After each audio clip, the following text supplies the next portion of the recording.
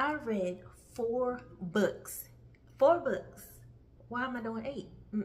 I read 4 books in 15 days. All right, 4 books in 15 days. So proud of myself to start out 2025. I started January 1st, and today is the 15th of me taping this. And here's what I've learned after reading those 4 books, and what I've already knew, to be honest, is that I have no more excuses. I have no excuses. We, me, you, have no excuses. We can get the job done. We can do more than we've ever done. And each and every day, we have a new opportunity to do that. We have a new opportunity to produce, to be creative, to be imaginative, to innovate. Everything that we want to do in our lives, it is on us, and we can take control. Instead of using excuses, make up solutions, okay? Instead of letting somebody choose for us, we make our own choices. So listen, thank you so much for tuning in to this video. I am Darnaya Darice, and here I do lifestyle motivation. You will get a mixture of everything. Some bookish conversations, book reviews, some vlogs. You'll also get some productivity, some personal growth, personal development. Listen, we over here elevating, okay? We are the Keep Rising crew. So go ahead and type in the comments, #KRC. So thank you for watching. Thank you for subscribing, liking, and sharing. So let's jump into the video.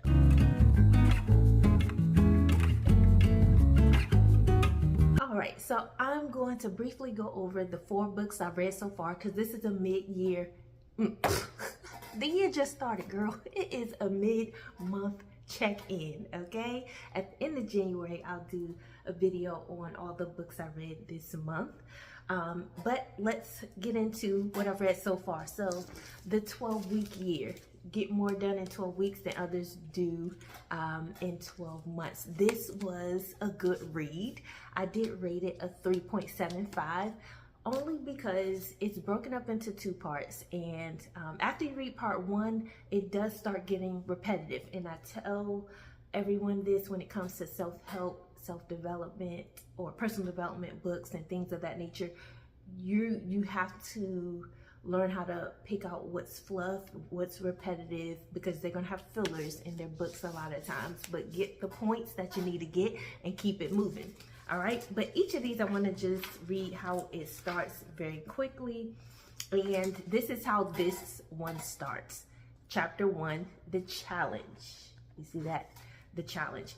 How is it that some people seem to accomplish so much while the vast majority of people never accomplish what they are capable of? If you could fully tap your potential, what might be different for you? How would your life change if each and every day you performed up to your full potential? What would be different 6 months, 3 years, or 5 years down the road if each day you were at your best? And as you can see behind me, I'm in my office space, and we have posters up in my office space here. Do the work, do it right, do your best, do the most. And that is to remind us every day we need to go hard.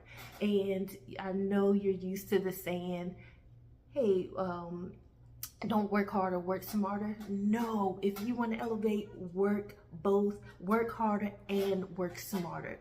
It will pay off. Everyone who's successful now, every single one, if you listen to their story, if you read their books, if you follow them, they all had to work harder, especially in the beginning, okay? So let's work hard. And this book really gives you that.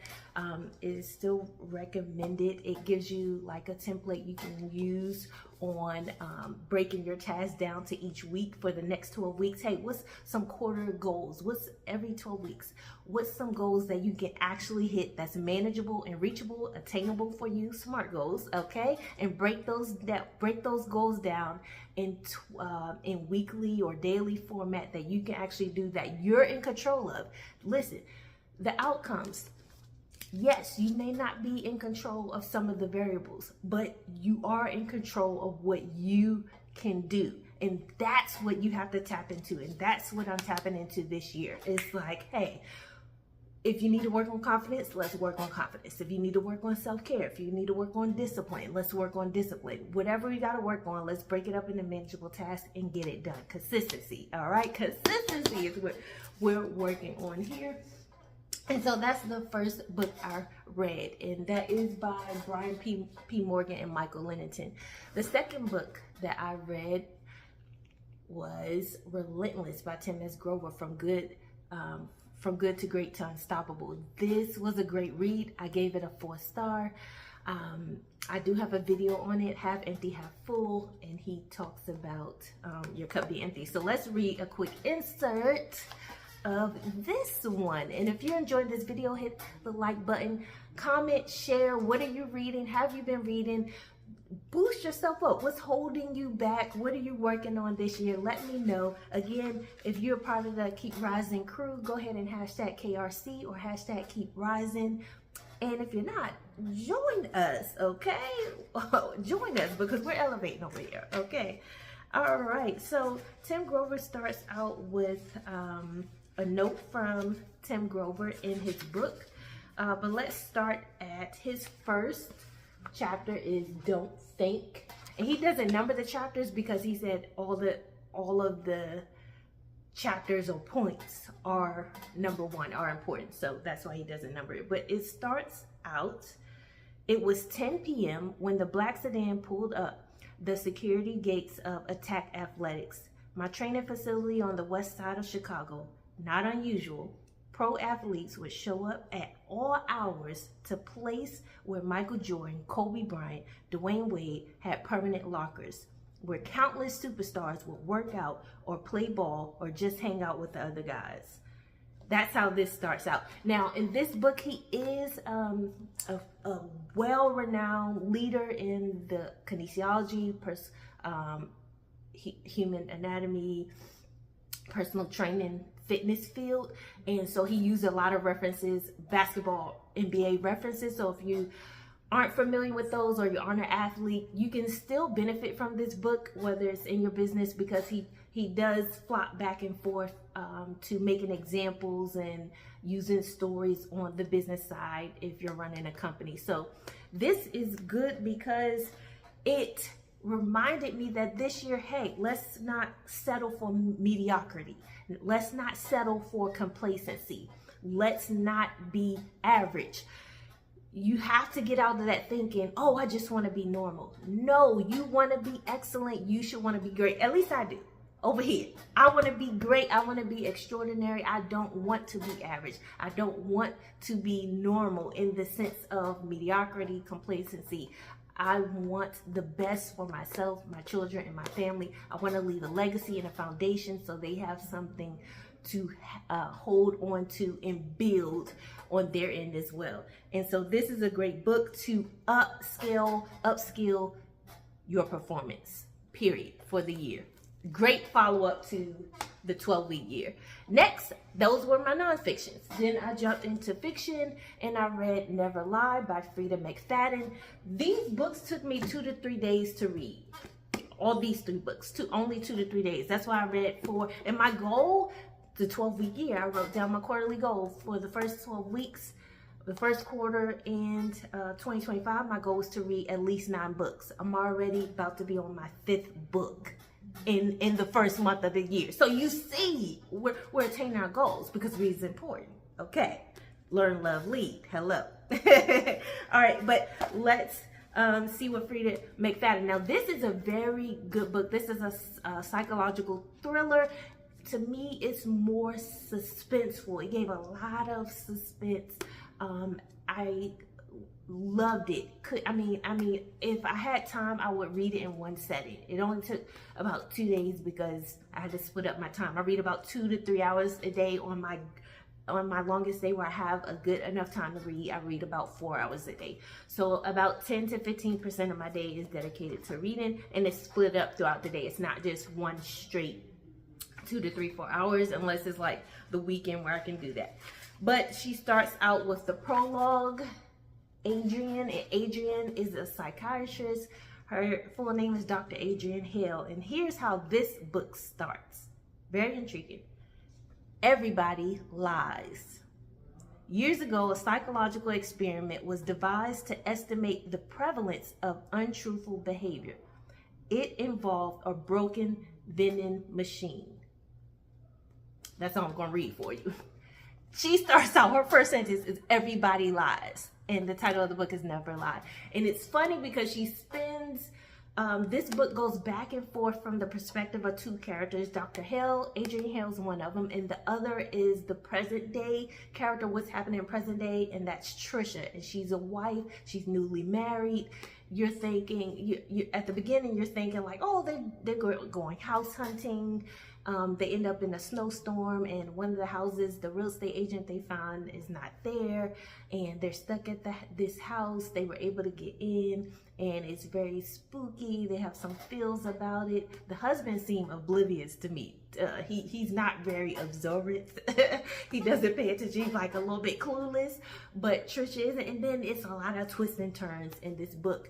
And what I gather, I have my notes here. What I gathered from this book, it deals a lot with trust and deception.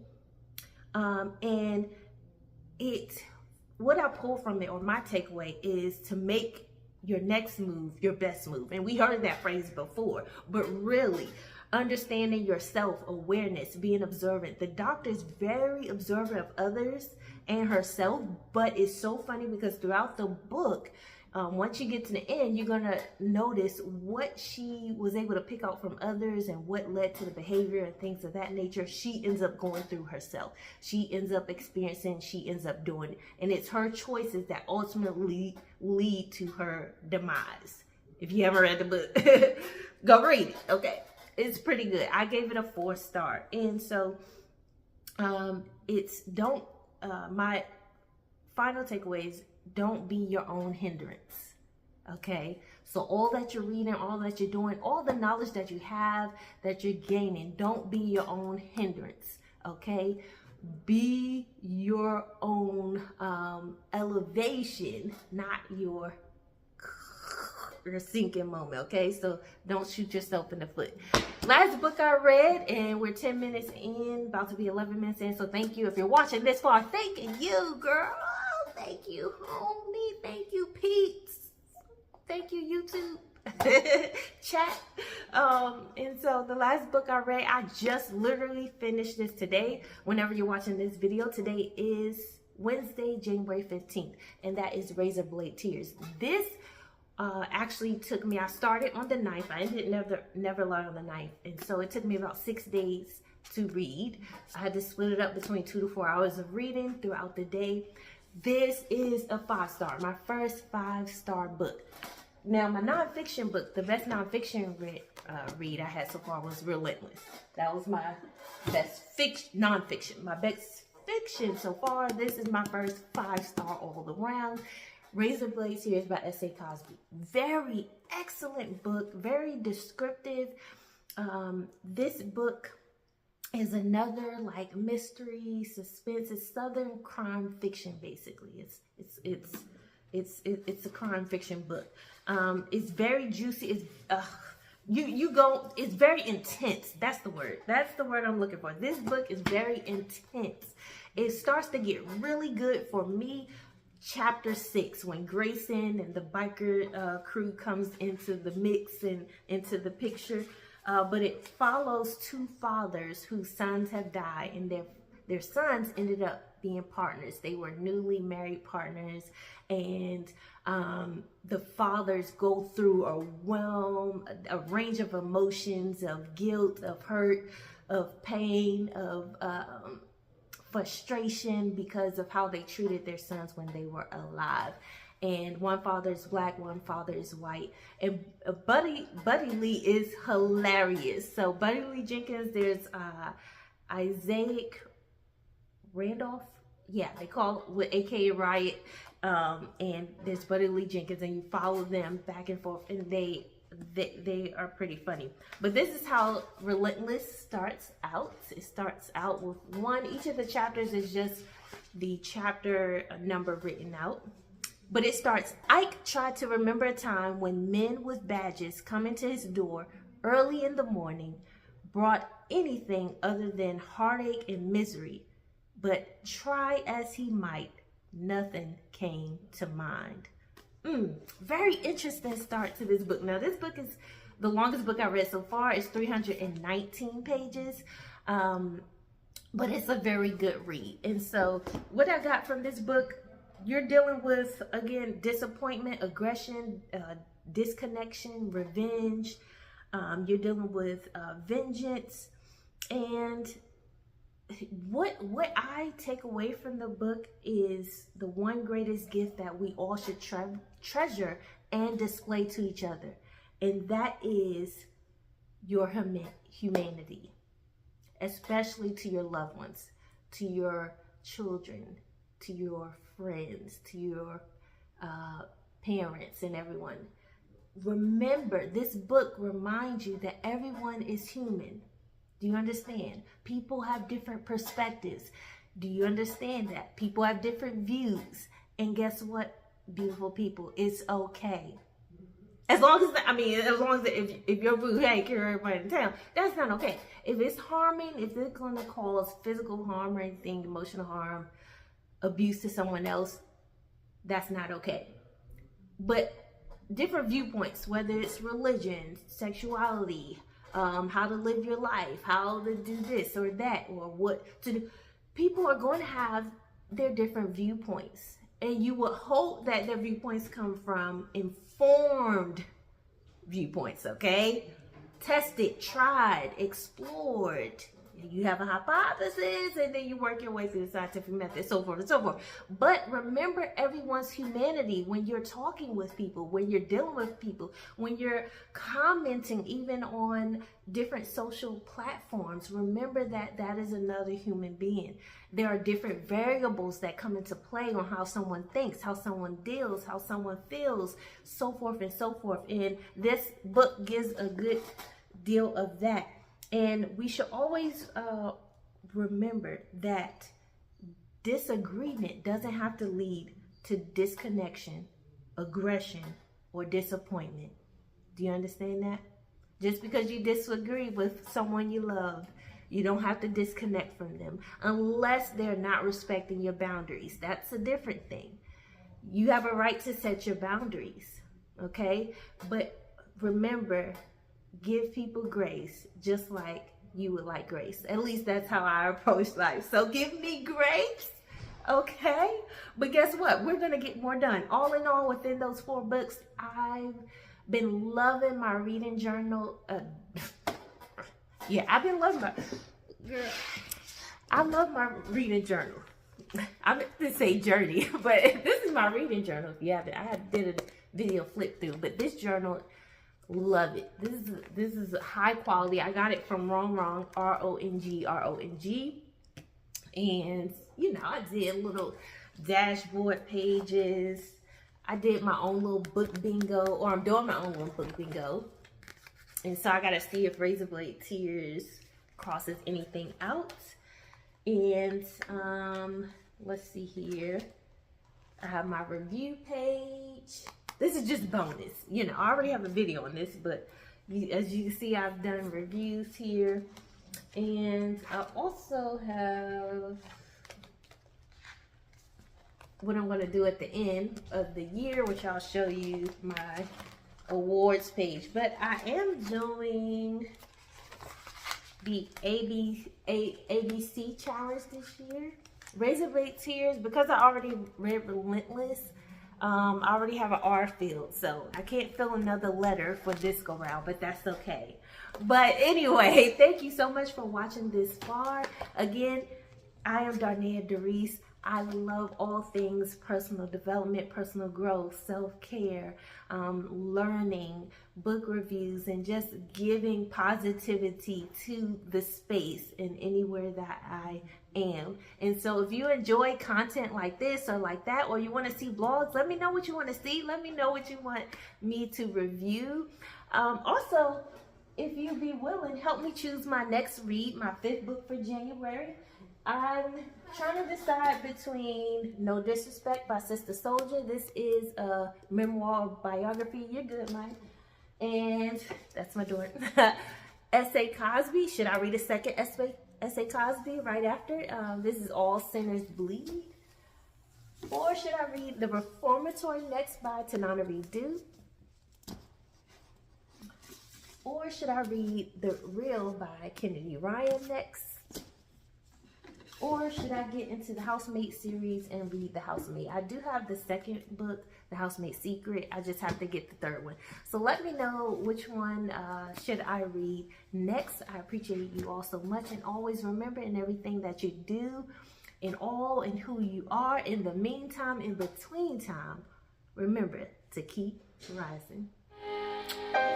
Taking, just be